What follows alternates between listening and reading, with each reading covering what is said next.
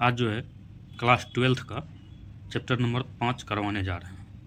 Chapter का नाम है वंशागति तथा विविधता के सिद्धांत, principle of inheritance and variation. NCERT objective है। यूट्यूब चैनल का नाम है बायोलॉजी व निर्मल सर, सर्च मारिएगा तो आ जाएगा। ये जो है BSCB मतलब Bihar board, CBSE board, NEET medical, BCECE medical, TGT PGT biology के लिए है। इसमें 11th-12th बोर्ड के लिए भी है। ये पहला क्वेश्चन है, वर्णनता में रोगी नहीं पहचान पाता है। ए में है लाल तथा पीला रंग, बी में है लाल तथा हरा रंग, सी में है नीला तथा हरा रंग, डी में इनमें से कोई नहीं। इसका सही आंसर क्या हो जाएगा बताइए आप लोग। तो इसमें हो जाएगा लाल तथा हरा रंग। ये जो है जब होता है तो नहीं पहचान पाता ये कलर को। ठीक है। अब आइए 2, मनुष्य में ABO रक्त समूह क्या दर्शाता है। ए में है अपूर्ण प्रभाविता, बी में है बहुअलील, सी में है सह प्रभाविता, डी में है बी और सी दोनों। इसका सही आंसर हो जाएगा, देखिए बहुअलील और सह प्रभाविता ये दोनों आंसर हो जाएगा, मतलब ऑप्शन डी होगा सही, बी और सी दोनों। अब ये 3 नंबर में, एक बालक का रुधिर वर्ग O है तथा, इसमें देखिए तथा होगा, तथा उसके पिता का रुधिर वर्ग B है, तो उसके पिता का जीन प्रारूप इनमें से कौन होगा। अब भाई एक में है IO, बी में है IB-IO, सी में है IB-IB, डी में है II। इसका सही आंसर हो जाएगा IB-IO, IB-IO। ठीक है, आंसर इसका हो जाएगा बी। अब आइए 3 नंबर में, एक बालक का रुधिर वर्ग O है तथा उसके पिता का रुधिर वर्ग B है, तो उसके पिता का जीन प्रारूप इनमें से क्या होगा। वही क्वेश्चन है IB-IO। देखिए यहाँ पे जो बताए थे, ये देखिए जैसे कोई भी होता है करता है OB, पिता का O हो गया, बालक का O हो गया, पिता का B हो गया, तो इसका किए हैं। ठीक है। मेंडल ने प्रस्तावित किया था संलग्नता के नियम, बी में है 10% ऊर्जा के नियम, सी में आनुवांशिकता के नियम, डी में इनमें से कोई नहीं। मेंडल साहब जो है क्या चीज़ प्रस्तावित किए थे, आनुवांशिकता के नियम, आनुवांशिका का नियम। डी 4-5 नंबर में ये आनुवांशिकी के पिता किसे कहते हैं। आनुवांशिकी के पिता किनको कहते हैं, देखिए ए में है मेंडल जी, बी में है मॉर्गन, सी में है लेमार्क, डी में है वेबेरिज होगा। इसका सही आंसर होगा ए, मेंडल। आनुवांशिकी के पिता मेंडल को कहते हैं। अब इसका डिफिनेशन देख लीजिए क्या है। ग्रेगर मेंडल को आनुवांशिकी का जनक, फादर ऑफ जेनेटिक्स भी कहा जाता है। इन्होंने 1865 में मटर के पौधे पी प्लांट्स पर प्रयोग करके आनुवांशिकी के नियमों की खोज की थी। उनके प्रयोगों से विरासत के 3 प्रमुख नियम निकले। एक में है लॉ ऑफ डोमिनेंस, 2 नंबर में है लॉ ऑफ सेग्रीगेशन, 3 नंबर में है लॉ ऑफ इंडिपेंडेंट एसोर्टमेंट। ठीक है। तो ए में लॉ ऑफ डोमिनेंस में कहता है सामान्यता का नियम में किसी भी क्रॉस में एक गुण प्रमुख मतलब डोमिनेंट होता है और दूसरा गुण वो प्रभावित मतलब रिसेसिव होता है। और 2 नंबर में कहा लॉ ऑफ सेग्रीगेशन, इसमें कह रहा है गुणसूत्रों के पृथक्करण का नियम, युग्मित गुणसूत्र अलग अलग गैमीट में बंट जाते हैं। 3 नंबर में स्वतंत्र वर्गीकरण का नियम, लॉ ऑफ इंडिपेंडेंट एसोर्टमेंट, भिन्न गुण स्वतंत्र रूप से अगली पीढ़ी में जाते हैं। मेंडल के ये नियम आधुनिक आनुवांशिकी का आधार बने हैं। ठीक है। 6 नंबर, किसी गैमीट में कुल जीन के हैप्लॉइड सेट को कहते हैं।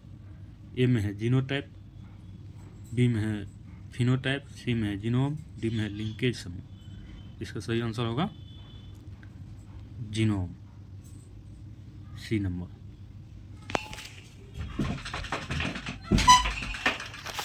तो आइए 7 नंबर में, एक विवाहित जोड़े की पहले से 3 पुत्रियां हैं, वो अब चौथी संतान की सोच रहे हैं। इस भावी संतान के पुत्र होने की संभावना कितनी % है? ए में 100%, बी में 50%, सी में 25%, डी में 0%। इसका हो जाएगा 50%, क्योंकि मेल में XY क्रोमोसोम होता है, फीमेल में XX होता है। तो ये जो है कभी भी चाहे 2 संतान हो, 5 संतान हो, 10 संतान हो, कितना भी हो, उसमें 50-50 का चांस रहता है। या तो X जाएगा या Y जाएगा।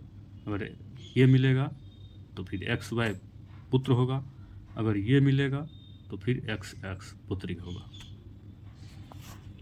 ठीक है, जैसे यहाँ पे देख लीजिए व्याख्या भी दिया हुआ है। कहता है बच्चे के लिंग निर्धारण का निर्णय पुरुष द्वारा प्रदत्त गैमीट स्पर्म पर निर्भर करता है। पुरुष का स्पर्म 2 प्रकार का हो सकता है, X क्रोमोसोम लड़की, Y क्रोमोसोम लड़का। महिला का अंडाणु ईग हमेशा X क्रोमोसोम की प्रदान करता है निषेचन के समय। X स्पर्म X एग, तो XX लड़की होगा। अगर Y स्पर्म रहेगा और X एग रहेगा तो XY लड़का होगा। संभावना, हर गर्भावस्था में पुरुष या पुत्र या पुत्री होने की संभावना 50% होती है, चाहे पहले कितनी भी बेटियां या बेटे हो चुके हो। पहले 3 संतानें पुत्रियां हैं, लेकिन अगली संतान के लड़का होने की संभावना अब भी 50% है। अब 8 नंबर में आइए, मेंडल द्वारा अध्ययन किया गया मटर के कुल कैरेक्टर्स की संख्या कितना है? देखिए, ए में 5, ए में 6, सी में 6, बी में 7, डी में 4। इसका हो जाएगा 7 कैरेक्टर था, यानी कि 7 कैरेक्टर था, तो ऑप्शन बी हो जाएगा। 9 में है, जीन का सेग्रीगेशन किस दरमियान होता है? मेटाफेज, एनाफेज, प्रोफेज और भ्रूण निर्माण। तो इसका सही आंसर हो जाएगा एनाफेज। आप लोग कितना आवाज़ करते हैं। देखिए 9 नंबर में ये हाइब्रिड एवं पेरेंट के बीच का क्रॉस कहलाता है। ए में है मोनो हाइब्रिड क्रॉस, बी में है बैक क्रॉस, सी में है टेस्ट क्रॉस, डी में है रेसिप्रोकल क्रॉस। इसका सही आंसर हो जाएगा बैक क्रॉस, बी। इसको देखिए, कभी भी बड़ा को छोटा से क्रॉस कराने के बाद जो है ये स्मॉल टीटी होगा, ये स्मॉल ऐसे करके ये जो है एक बड़ा एक छोटा टी बनेगा। इसको बैक क्रॉस कहते हैं, हाइब्रिड पेरेंट्स के बीच का क्रॉस। 10 नंबर में ये संतान एवं रिसेसिव पेरेंट के बीच क्रॉस को कहते हैं। ए में है एकल संकरण, बी में है बैक क्रॉस, सी में है टेस्ट क्रॉस, डी में रेसिप्रोकल क्रॉस। इसका हो जाएगा टेस्ट क्रॉस, सी। यहाँ पे देख लीजिए रिसेसिव और टेस्ट क्रॉस। एक सामान्य दृष्टि वाली महिला जिसके पिता वर्नाद हैं की शादी एक सामान्य दृष्टि वाले पुरुष से होती है, तब उसके होने वाले पुत्र में वर्णांधता की संभावना इसमें से क्या होगी? ए में है 25% वर्णांधता पुत्र एवं लक्षण प्रारूपी सभी साधारण दृष्टि वाली पुत्री, 50% वर्णांधता पुत्र एवं 50% दृष्टिहीन पुत्री, 50% वर्णांधता पुत्र, 50% वर्णांध पुत्री और सभी पुत्र समान दृष्टि वाले वर्णांधता। इसका क्या होगा? ए ऑप्शन सही है। 25% वर्णांधता, वर्णांध पुत्र एवं लक्षण प्रारूपी सभी साधारण दृष्टि वाली पुत्री। अब ये 12 नंबर, सिकल कोशिका एनीमिया किस प्रकार का रोग है? ए में है लिंग संबंधी रोग, बी में है ऑटोसोम संबंधी रोग, सी में है कमी जनित रोग, डी में मेटाबॉलिक कायिक चयापचय संबंधित रोग। इसका सही आंसर हो जाएगा बी, यानी कि ऑटोसोम संबंधित रोग है। ठीक है। 13 में दात्र कोशिका अरक्तता प्रदर्शित करता है। ए में है इपिस्टेसिस, बी में सहप्रभाविता, सी में प्लियोट्रोफी, डी में है अपूर्ण प्रभाविता। दात्र कोशिका अरक्तता प्रदर्शित करता है कौन? अपूर्ण प्रभाविता। ठीक है। इसका देखिए डेफिनेशन देख लीजिए। दात्र कोशिका अरक्तता स्किल सेल एनीमिया एक अनुवांशिक विकार है। क्या है? अनुवांशिक विकार है जो HBV जीन की उत्परिवर्तन म्यूटेशन के कारण होता है। इस विकार के सामान्य हीमोग्लोबिन और असामान्य हीमोग्लोबिन के संयोजन में अपूर्ण प्रभाविता इनकम्प्लीट डोमिनेंस दिखाई देती है। ठीक है। विशुद्ध लाल पुष्प तथा विशुद्ध सफ़ेद पुष्प वाले पौधे में संकरण कराने से पहली संतति में सभी गुलाबी पुष्प वाले पौधे मिले। यह एक प्रकार का क्या है? ए में अपूर्ण प्रभाविता, बी में है पूर्ण प्रभाविता, सी में है संकर, डी में इनमें से कोई नहीं। इसका सही आंसर हो जाएगा अपूर्ण प्रभाविता। ए नंबर आंसर सही होगा। ठीक है। अब ये 17 में इसमें से कौन वैश्विक सर्वमान्य रक्तदाता समूह है? मतलब जैसे ब्लड ग्रुप है, कौन सा जो देता है? Blood group A, blood group B, blood group AB, blood group O। ठीक है। इसका कौन हो जाएगा देने वाला? दाता O हो गया, जो किसी भी ब्लड ग्रुप को दे सकते हैं। ठीक है। और एक्सेप्टर कौन होता है? AB होता है, AB होता है। इसका आंसर हो जाएगा D। अब आइए, मंगोलिज्म एक प्रकार का आनुवंशिक विकार है जो निम्नलिखित में से किस अतिरिक्त गुणसूत्र का परिणाम है? मंगोलिज्म जो है एक प्रकार का आनुवंशिक विकार है जो किस अतिरिक्त गुणसूत्र का परिणाम है? ए में है 20, बी में है 21, सी में है 17, डी में है 23। इसका सही आंसर हो जाएगा 21, बी आंसर सही। ठीक है। अब इसका डेफिनेशन देख लीजिए। मंगोलिज्म, जिसे डाउन सिंड्रोम भी कहा जाता है, एक आनुवंशिक विकार है जो गुणसूत्र संख्या 21 के अतिरिक्त होने के कारण होता है, यानी ट्राइसोमी 21। सही विकल्प बी होगा 21। अब इसमें देखिए, डाउन सिंड्रोम में व्यक्ति के प्रत्येक कोशिका में गुणसूत्र की 3 प्रतियां होती हैं। गुणसूत्र 21 की 3 प्रतियां होती हैं, जबकि सामान्यतः 2 प्रतियां होती हैं। यह अतिरिक्त गुणसूत्र शारीरिक और बौद्धिक विकास को प्रभावित करता है। मंगोलिज्म शब्द का प्रयोग अब कम होने लगा है और डाउन सिंड्रोम को अधिक सटीक और सम्मानजनक शब्द माना जाने लगा है। ठीक है। अब आइए 20 नंबर में, एक किसी एकल संकर में जीनोटाइप का अनुपात होगा। किसी एकल संकर में जीनोटाइप का अनुपात होगा 3:1, 1:1, 1:2:1, 2:1। इसका सही आंसर हो जाएगा कौन? 1:2:1, यानी कि सी आंसर होगा सही। ठीक है। अब इसका डेफिनेशन भी देख लीजिए। एकल संकरण मोनोहाइब्रिड क्रॉप में एक लक्षण के लिए विषमयुग्मी हेटेरोजाइगस माता पिता के बीच संकर होता है। उदाहरण जैसे मटर में बीज का आकार, बृहद बीज TT बड़ा वाला, स्मॉल t लघु आकार बीज, कैपिटल T और स्मॉल t बृहदाकार बीज होता है। तो वही इसलिए 1, 2, 1 आंसर होगा। ठीक है। जो कि यहाँ पे देख लीजिए, स्मॉल t कैपिटल T और कैपिटल T स्मॉल t का संकरण किया गया है। संभावित फिनोटाइप TT 1 बृहदाकार, स्मॉल t और कैपिटल T 2 बृहदाकार और स्मॉल t 1, 1:2:1। इसका सही आंसर होगा। अब भाई, मशहूर वैज्ञानिक मेंडल मुख्यतः जाने जाते हैं अपने किसके लिए?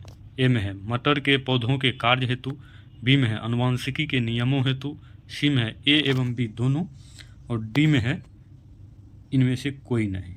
इसका सही आंसर हो जाएगा सी, मटर के पौधों के कार्य हेतु और अनुवांशिकी के नियमों हेतु, यानी कि ये दोनों के लिए जाने जाते हैं। इसका आंसर सही हो जाएगा सी। अब जब कोई गुण एक से अधिक विपरीत जोड़ों एलील द्वारा संचालित होता है तो उसे कहते हैं क्या? ए में है बहुविकल्पता, अंडजता, पॉलीइम्ब्रियोनी, सी में है अपूर्ण प्रभाविता, डी में इनमें से कोई नहीं। इसका सही आंसर हो जाएगा ए, बहुविकल्पता। ये क्वेश्चन में जो कह रहा है जब कोई गुण एक से अधिक विपरीत जोड़ों में एलील द्वारा संचालित होता है तो उसे बहुविकल्पता कहते हैं। ठीक है, इसका सही आंसर हो जाएगा ए। हीमोफीलिया किस तरह की बीमारी है? ए में वंशागत रोग, बी में अप्रभावी लक्षण, सी में है एक्स गुणसूत्र संलग्न रोग, डी में है इनमें से सभी। इसका सही आंसर हो जाएगा इनमें से सभी। वंशागत रोग भी होगा, अब प्रभावी लक्षण भी होगा, एक्स गुणसूत्र संलग्न रोग भी होगा, इसलिए आंसर डी होगा। आंसर डी हो गया। द्विसंकर क्रॉस में अनुलक्षणी फिनोटिपिक अनुपात होता है। फिनोटिपिक अनुपात होता है 3:1, 1:2:1, 9:7, 9:3, 3:10। इसका सही आंसर हो जाएगा ए, 3:1 फिनोटाइप होगा। ठीक है, इसलिए आंसर ए हो जाएगा।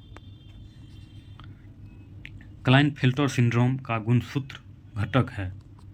क्लाइनफेल्टर सिंड्रोम का गुणसूत्र घटक है 2a + XX, 2a + XXY, 2a + Y, 2a ± XY। इसका सही आंसर हो जाएगा 2a + XXY। ठीक है, ये देखिए किसमें है, ऑप्शन नंबर बी में है। इसका सही आंसर बी हो जाएगा। इसका अब डेफिनेशन भी देख लीजिए। कहता है क्लाइनफेल्टर सिंड्रोम एक लिंग संबंधी विकार है जो पुरुष में एक अतिरिक्त एक्स गुणसूत्र की उपस्थिति के कारण होता है। किसमें होता है? पुरुष में। 2a + XXY का अर्थ है, तो ऐसे नॉर्मली होता है XY पुरुष में, तो यहाँ पे XXY है। 2a बराबर ऑटोसोम की सामान्य सेट 44, मतलब 2a 22 × 2 मतलब 44 ऑटोसोम होता है। और XXY एक अतिरिक्त X गुणसूत्र के साथ लिंग गुणसूत्र आ गए हैं। इसलिए लक्षण पुरुष में सामान्य से अधिक स्वयं विशेषताएं हैं। वंध्यता, इन्फेंटिलिटी, स्तनों का विकास, शारीरिक एवं बौद्धिक विकास में कुछ हद तक देरी होता है ऐसे में, क्लाइनफेल्टर सिंड्रोम में। अब आइए, क्रोमोसोम संख्या 21 के ट्राइसोमी से होने वाला आनुवंशिक विकार है। ए में है क्लाइनफेल्टर सिंड्रोम, बी में है टर्नर सिंड्रोम, सी में है डाउन सिंड्रोम, डी में है थैलेसीमिया। ट्राइसोमी मतलब 2n+1 यानी कि 47 क्रोमोसोम जो है होगा। तो क्रोमोसोम संख्या 21 के ट्राइसोमी से होने वाले आनुवंशिकी विकार जो है डाउन सिंड्रोम होते हैं। ठीक है, मानव रुधिर वर्ग कौन कौन से हैं? मानव रुधिर वर्ग कौन कौन से हैं? जैसे blood group A, B, C तथा O। अब बी में है B, C, D तथा O, सी में A, B, AB, O और डी में है उपयुक्त सभी। इसका सही आंसर हो जाएगा AB, O। मतलब ब्लड ग्रुप जो है A होता है, B होता है, AB होता है और O होता है। तो O को जो है सर्वदाता कहते हैं और AB को एक्सेप्टर कहते हैं। ठीक है, इसलिए AB, A और B और O यानी कि सी ऑप्शन सही होगा। इसका सही आंसर हो जाएगा सी। अब आइए 30 नंबर में, निम्नलिखित में कौन Mendelian law of independent assortment का अपवाद है? यानी कि अपवाद है। क्रॉसिंग ओवर, बी में अपरिपूर्ण वर्चस्व, सी में सेग्रीगेशन, डी में संलग्नता। तो इसका आंसर हो जाएगा संलग्नता, ये अपवाद है। ठीक है, डी आंसर इसका हो जाएगा। अब आइए 31 नंबर में, एक लंबे पौधा का सेलिंग करने पर लंबा तथा बौना दोनों तरह के पौधे प्राप्त होता है। प्रथम संतति के लिए कौन सी संभावनाएं हो सकती हैं? ए में है लंबा, बी में है बौना, सी में है बराबर की संभावना, डी में है और सक्षम डाटा। इसका सही आंसर हो जाएगा लंबा, ये हो जाएगा सही आंसर। निम्नलिखित में से कौन सा शुद्ध हाइब्रिड है? तो शुद्ध हाइब्रिड है, तो इसमें देख लीजिए capital R small R T T है, capital T T small R R, capital T small T, capital R small R. इसमें देखिए capital T T capital R R. इसका सही आंसर हो जाएगा सी, यानी कि capital T small T capital R small R. ठीक है, आंसर हो जाएगा। अब आइए 33 नंबर। किसी परिवार में 5 पुत्रियां हैं, छठे संतान होने पर पुत्र की संभावना बनती है कितना? अब देखिए ये क्वेश्चन पीछे भी हुआ था, लेकिन वहाँ पे ऑप्शन का डाटा जो है चेंज हो गया था। यहाँ पे वहाँ पे 50% था, यहाँ पे देखिए कर रहा है ए में 2 में से 1, 5 में से 1, 3 में से 1, 6 में से 1। इसका सही आंसर हो जाएगा 2 में से 1, मतलब 50% चांस है 50% कि पुत्र होगा, और 50% चांस है पुत्री भी हो सकता है। किसी हाइब्रिड क्रॉस में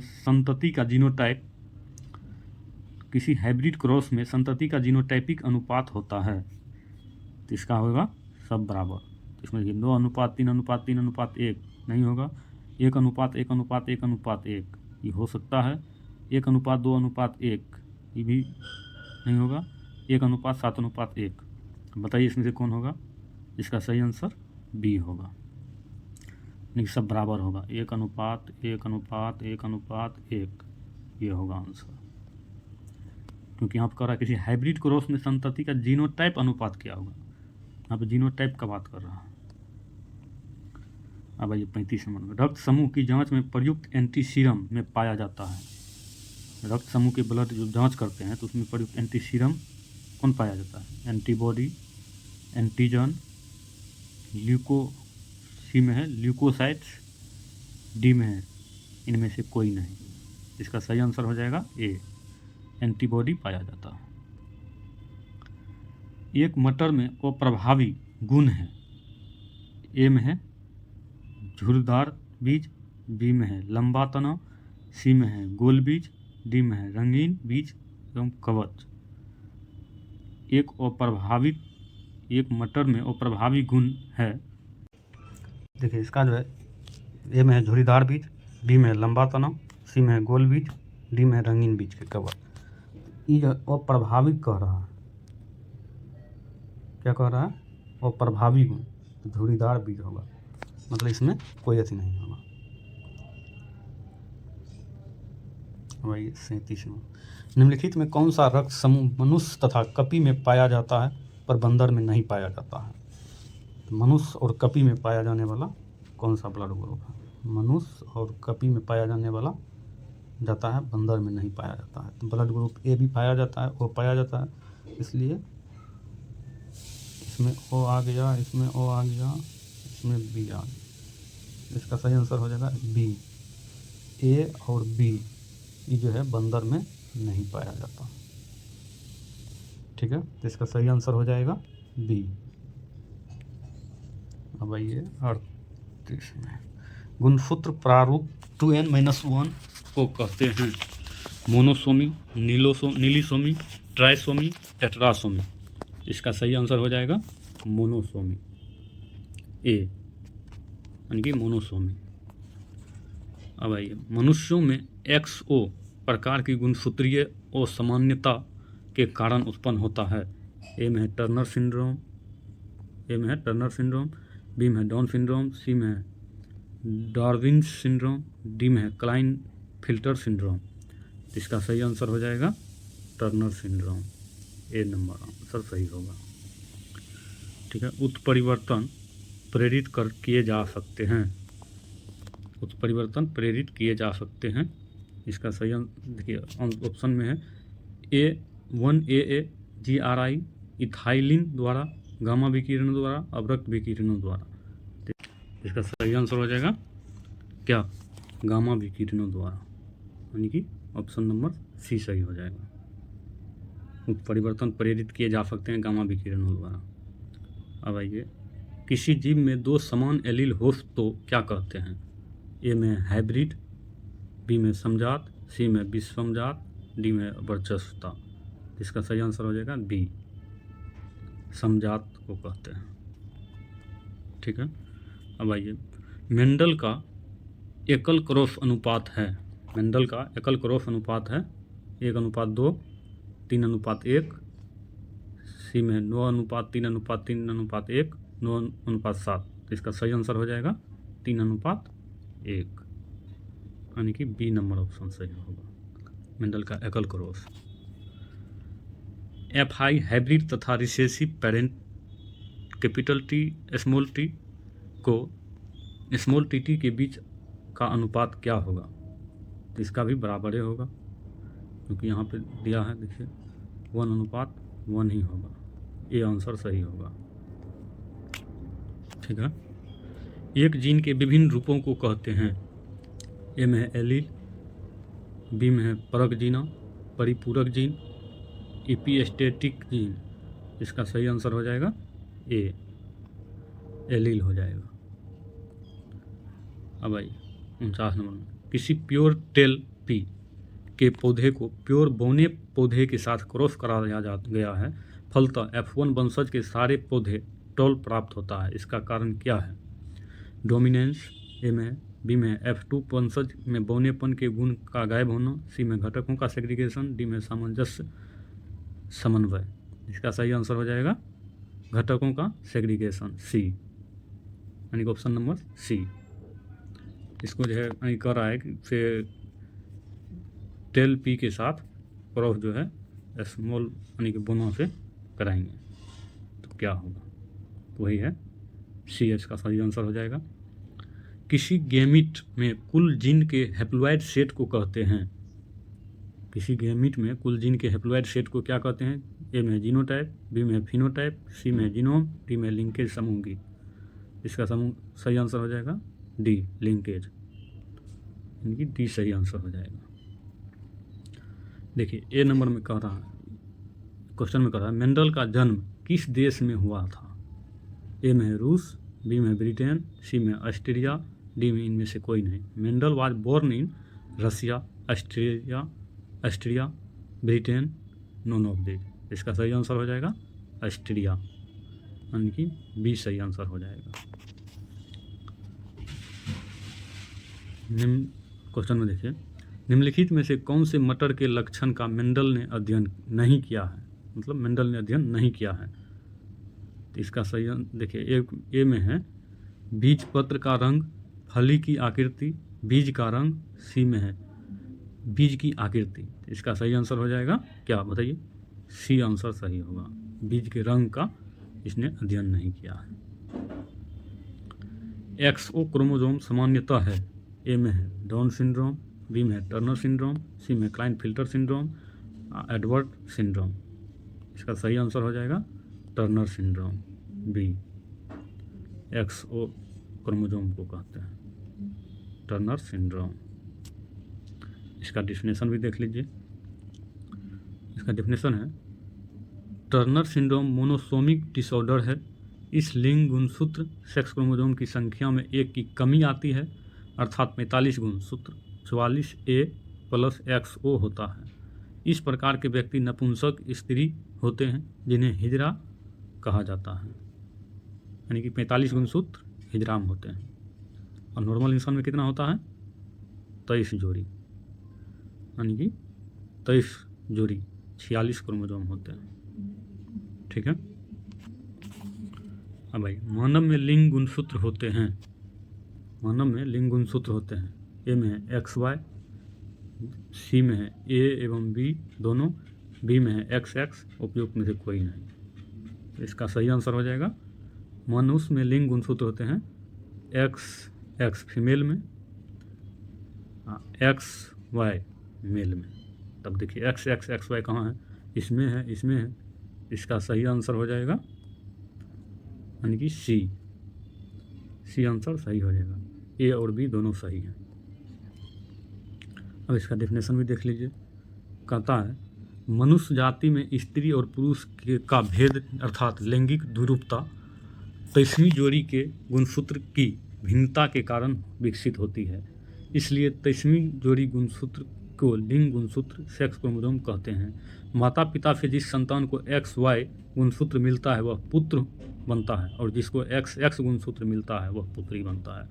मतलब कहने का है कि पिता में XY होता है, पुत्र यानी कि माता में XX होता है।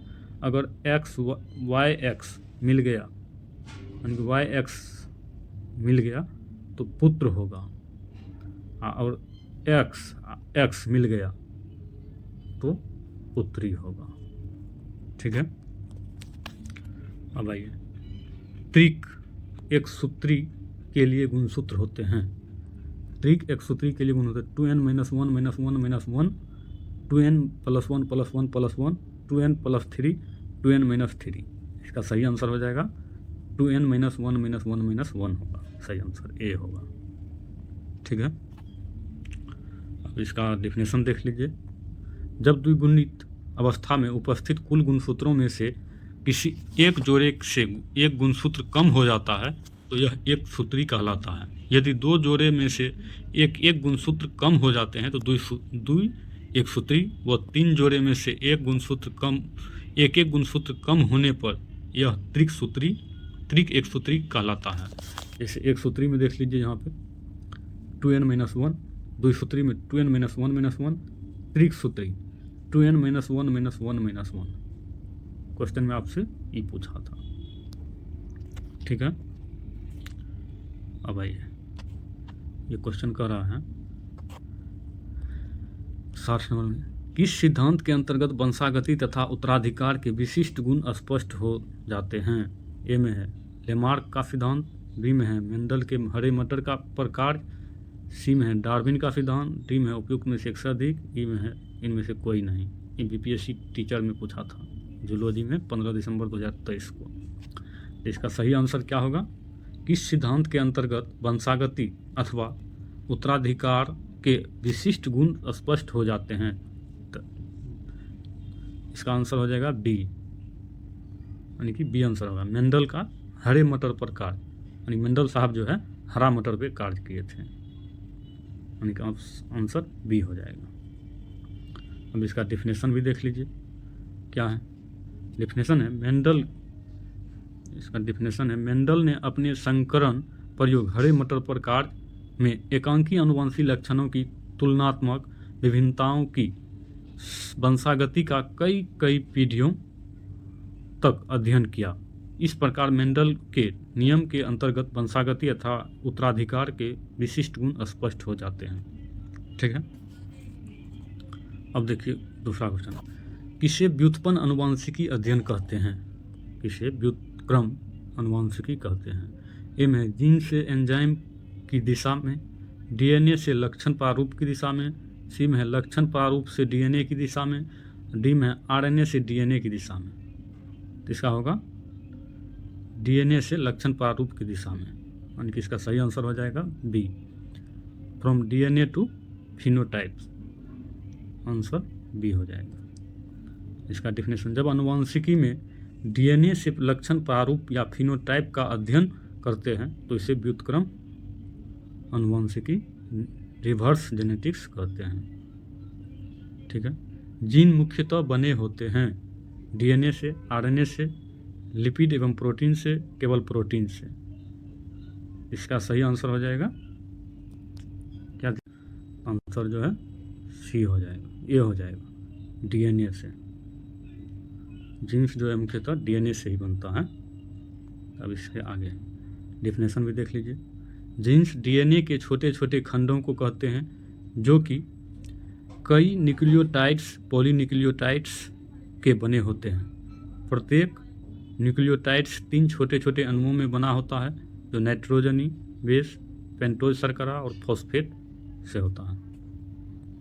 चलिए अब हो गया है। अब देख लीजिए यहाँ पे बायोलॉजी क्लास 12th का है, वंशागति तथा विविधता के सिद्धांत, principle of inheritance and variation. ये जो है प्योर NCERT से क्वेश्चन लिए गए हैं, बनाए हैं। आप लोग इस चैनल को सब्सक्राइब कर लीजिए, अगर अच्छा लग रहा है तो लाइक शेयर कर दीजिए। ठीक है, थैंक यू।